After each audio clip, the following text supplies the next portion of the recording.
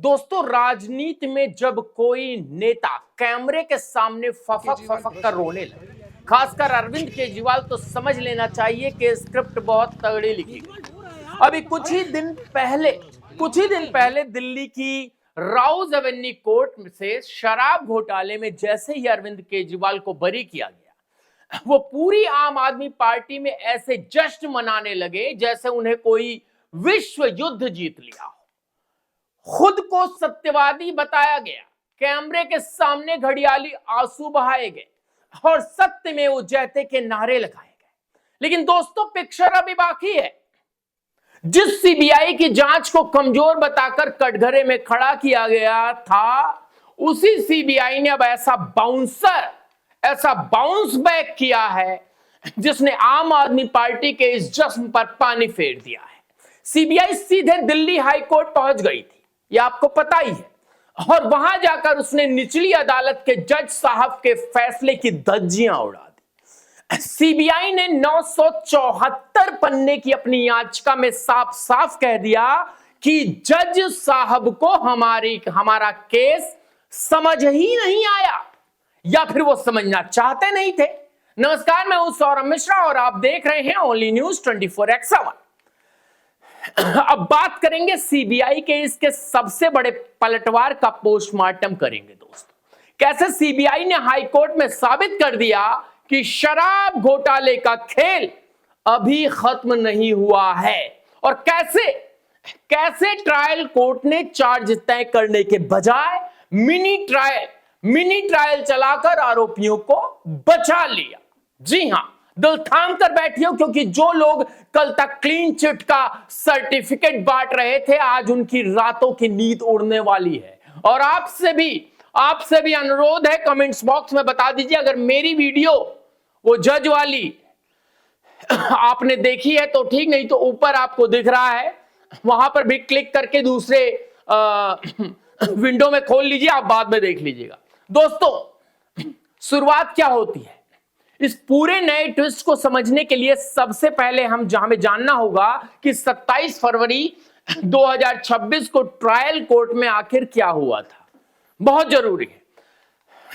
Special जज समझ रहे हैं आप? स्पेशल जज केजरीवाल क्या होंगे? स्पेशल जज जितेंद्र सिंह की अदालत ने अरविंद केजरीवाल, मनीष सिसोदिया और 21 अन्य आरोपियों को सीबीआई केस में यह कहकर बरी कर दिया कि इनके खिलाफ कोई पुख्ता सबूत नहीं है।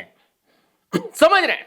पुख्ता सबूत नहीं। अब इस चीज को पकड़िएगा दोस्तों। जज साहब ने ना सिर्फ इन सब को छोड़ दिया, बल्कि सीबीआई पर ही जमकर भड़ास निकाल दी। कोर्ट ने कहा कि सीबीआई ने अपने केस की कमियों को छिपाने के लिए गवाहों का इस्तेमाल किया है, जो कि संवैधानिक सिद्धांतों का उल्लंघन है। हद तो तब हो गई जब जज साहब ने उस सीबीआई अधिकारी के खिलाफ ही डिपार्टमेंटल इंक्वायरी की सिफारिश कर दी जिसने इस केस की जांच की थी। मतलब चोरी का आरोप जिन पर लगा वो बाहर आ गए, और जिसने चोरी पकड़ी उसे ही कटघरे में खड़ा कर दिया गया। इस फैसले के बाद अरविंद केजरीवाल भावुक हुए थे। हाँ, वो देखा ना आपने, रो रहे थे, भावुक हो गए, आंसुओं का सैलाब आ गया और पूरी दिल्ली में ईमानदारी का ढोल पीटने लगा। पूरी दिल्ली में जंतर मंतर पहुंच गए। लेकिन वो भूल गए कि देश में न्याय व्यवस्था की सीढ़ियां सिर्फ ट्रायल कोर्ट तक खत्म नहीं होती। ट्रायल कोर्ट तक खत्म नहीं होती, और पलटवार जज साहब को समझ नहीं आया। जैसे ही ट्रायल कोर्ट का यह आदेश आया, सीबीआई के आला अधिकारियों ने तुरंत तय कर लिया कि भैया इस क्लीन चिट को टिकने नहीं देंगे, और कुछ ही घंटे के भीतर सीबीआई ने दिल्ली हाई कोर्ट में अपील ठोक दी। ठीक है। और दोस्तों, सीबीआई ने हाई कोर्ट में जो दलील दी है वो आम आदमी पार्टी के पूरे नैरेटिव को तार तार कर रही है। सीबीआई ने अपनी 974 पन्नों की लंबी चौड़ी याचिका में साफ कहा है कि ट्रायल कोर्ट का यह आदेश पूरी तरह से अवैध और विकृत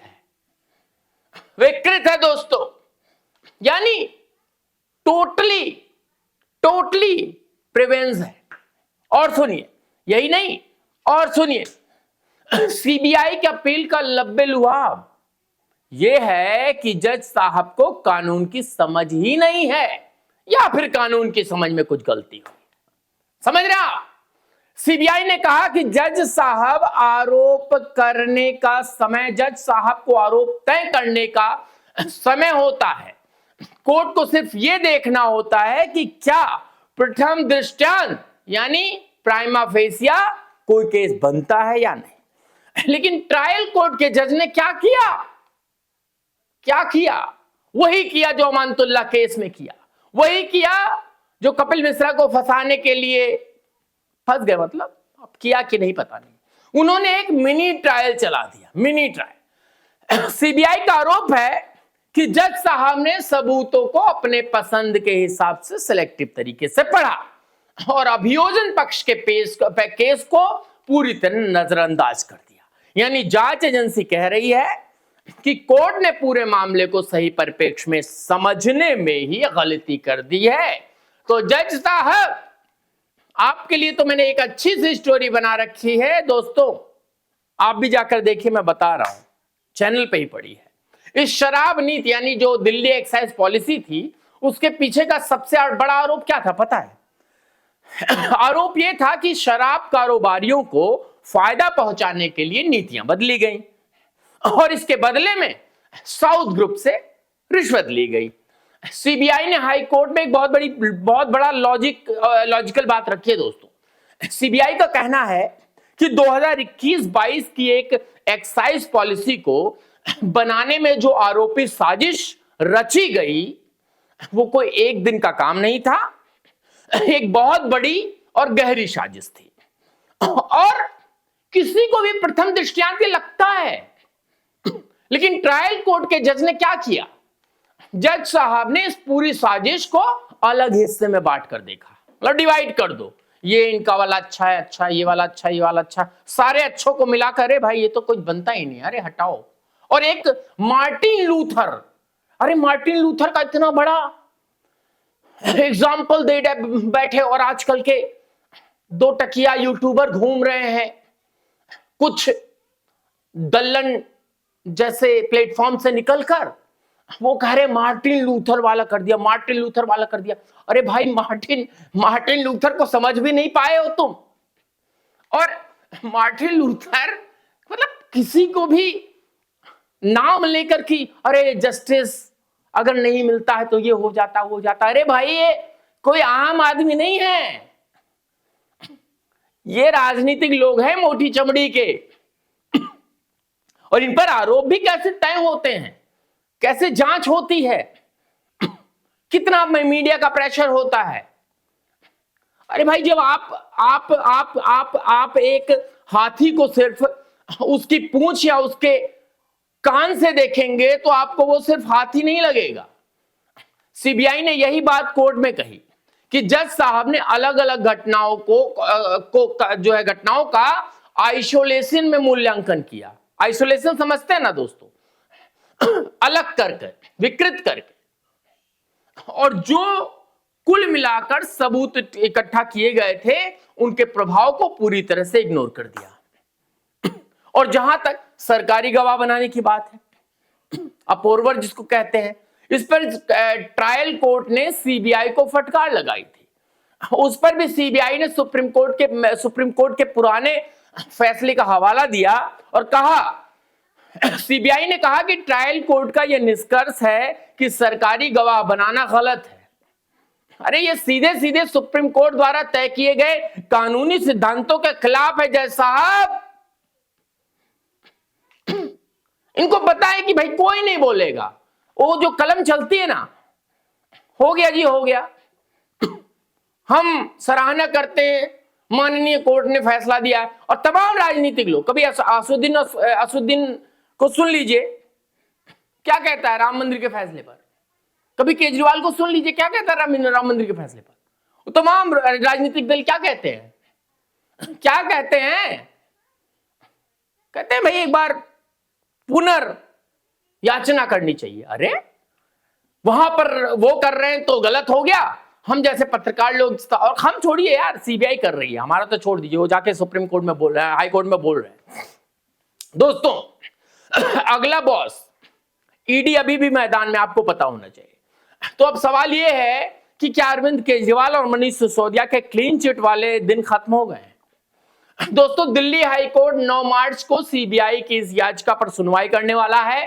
अगर हाई कोर्ट ने ट्रायल कोर्ट के फैसले को पलट दिया तो आम आदमी पार्टी के नेताओं के सारे घड़ियाली आंसू सूख जाएंगे और फिर यही अरविंद केजरीवाल मनीष सिसोदिया कहेंगे नहीं, हाई कोर्ट में कुछ दिक्कत है, और तब ये खिलाफ हो जाएंगे, तब ये खुलेआम खिलाफत करेंगे। उसके बाद कहेंगे माननीय कोर्ट का हम सम्मान करते हैं, भारतीय न्याय व्यवस्था पर हमें पूरा विश्वास है, और फिर से वो शुरू हो जाएंगे मतलब प्यार से, हेलो बाबू कैसो एक थप्पड़, हेलो बाबू कैसो दूसरा थप्पड़, ऐसे करना शुरू करेंगे हाई कोर्ट के साथ, और घड़ियाले आंसू इनके तो सूख जाएंगे ही। खैर दोस्तों, और वो फिर उसी कानूनी जो चक्रव्यूह में है अरविंद केजरीवाल, जब ये सब कुछ हो जाएगा फंस जाएंगे जिससे अभी वो बाहर आए हैं, समझे। और सबसे बड़ी बात जो जनता को भूलना नहीं चाहिए, ये डिस्चार्ज सिर्फ एक सीबीआई केस में हुआ है। इस पूरे शराब घोटाले में जो असली बॉस है यानी ईडी, इन्फोर्समेंट डायरेक्टरेट, प्रवर्तन निदेशालय, उसका केस तो अभी भी चल रहा है, और वही तो मनी ट्रेल पकड़ेगी, जिससे prevention of money laundering act PMLA के तहत जांच चल रही है, ईडी की जांच। और उसकी अदालत की तलवार अभी भी इन नेताओं के सिर पर लटक रही है। जब तक फैसले का माफ कीजिएगा मतलब ये जो पूरा फैसला आया है उसको पलटकर, उसको हटाकर देखें, तो जब तक ये पैसों का 100 करोड़ का हिसाब और सीएजी की रिपोर्ट जो 2000 करोड़ के नुकसान का सच है वो सामने नहीं आता, तब तक ये कहना कि कोई घोटाला हुआ ही नहीं एक बहुत बड़ा सफेद झूठ है, बहुत बड़ा है। और उसमें बीजेपी तो कर नहीं रही थी, इसमें कोई पार्टी तो कर नहीं रही थी, दिल्ली सरकार थी, एक्साइज उनके हाथ में था, शराब मंत्री सिसोदिया बैठकर सब बंटवारा कर रहा था। किसको नहीं पता है, किसको नहीं पता है दोस्तों। और इसके पीछे की रियलिटी ऑफ लिकर स्कैम का जो सच है उसको सुनिए। राजनीति में जो दिखता है ना वो अक्सर सच नहीं होता। कैमरे पर रोना और जनता की सहानुभूति, कैसे रोया मतलब आप उसको रिपीट कर करके देखें तो ऐसा लगता है प्री प्लान था, कब रोना है। और सहानुभूति बटोरने की एक पॉलिटिकल स्टंट कर रहे हैं, लेकिन कोर्ट के अंदर सिर्फ सबूत और लीगल स्कूटनी चलती है, वहां ये सब नहीं चलेगा। सीबीआई ने हाई कोर्ट में जाकर साफ कर दिया कि वो अपनी जांच को ऐसे ही किसी सेलेक्टिव जजमेंट से खारिज नहीं होने देंगे। और अब दिल्ली हाई कोर्ट तय करेगा कि क्या वाकई ट्रायल के जज साहब ने मिनी ट्रायल चलाकर कोई बड़ी गलती की है या फिर नहीं। और दोस्तों, आपके इस पूरे घड़ियाली आंसू और सीबीआई के इस जबरदस्त कमबैक पर क्या राय है? आपको लगता है कि ट्रायल कोर्ट ने इतनी जल्दबाजी में क्लीन चिट देकर कोई कानूनी गलती की है? कमेंट्स बॉक्स में बताएं। और क्या ईडी के केस में भी असली सच्चाई जनता के सामने आनी चाहिए? कमेंट्स बॉक्स में अपनी राय बेबाकी के साथ लिखें। ट्रूथ मस्ट प्रेवेल टाइप करें दोस्तों, टाइप करें, और इस वीडियो को इतना शेयर करें कि क्लीन चिट का ढोल पीटने वालों तक ये 974 पन्नों की सच्चाई पहुंच जाए। मैं था सौरभ मिश्रा, आप देख रहे थे ओनली न्यूज 24x7। बहुत बहुत धन्यवाद।